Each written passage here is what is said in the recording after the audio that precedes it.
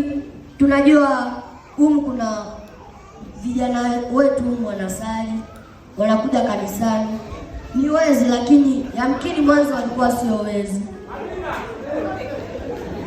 Yamkini lakini mwanzo hawakuwa wezi, na kwa sababu ya vishawishi wakashawishika. Kama ulishawishika, kataa kwa jina la Yesu. Mzazi ambaye unanisikiliza leo, baba zetu ambao unanisikiliza,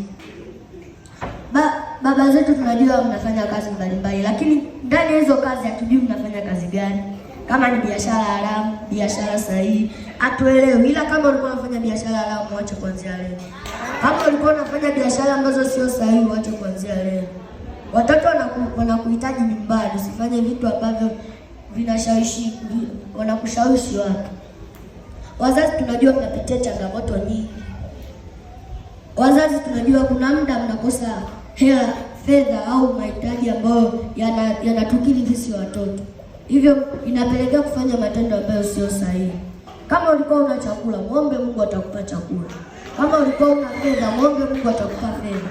Kama ulikuwa hauna mahitaji ambayo unahitaji, muombe Mungu, ila sio kuamua kushirikiana na watu wenye dhambi. Haya ni maneno ya Mungu, asema mwanangu, wenye dhambi kushawishi usikubali.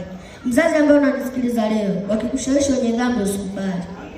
Mama zetu ambao unanisikiliza leo, rafiki yako anakushawishi. Kule mimi ninakoshinda kazini kuna vikoba. Hivyo vikoba hujui vilitokana na nini. Muombe Mungu akuambie hivyo vikoba vilitokana na nini. Hujui waliweka maagano gani, waliweka labda madhabahu ya kishetani ambayo unaenda kuchangia mchango wako wewe.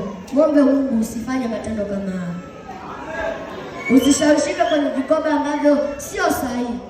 Na usishawishike kwenye mambo ambayo sio sahihi. Mungu hajakuumba duniani uje uibe. Mungu hajakuumba duniani ili uje ufanye mambo ambayo sio salama.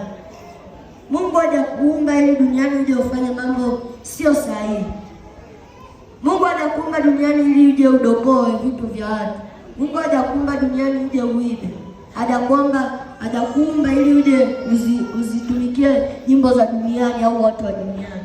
Mtumikie kwanza yeye, vitu vingine vitafuata. Kama ulikuwa unahitaji fedha, muombe Mungu atakupa, ila sio kuingia kwenye mambo ambayo yanaharibu usalama.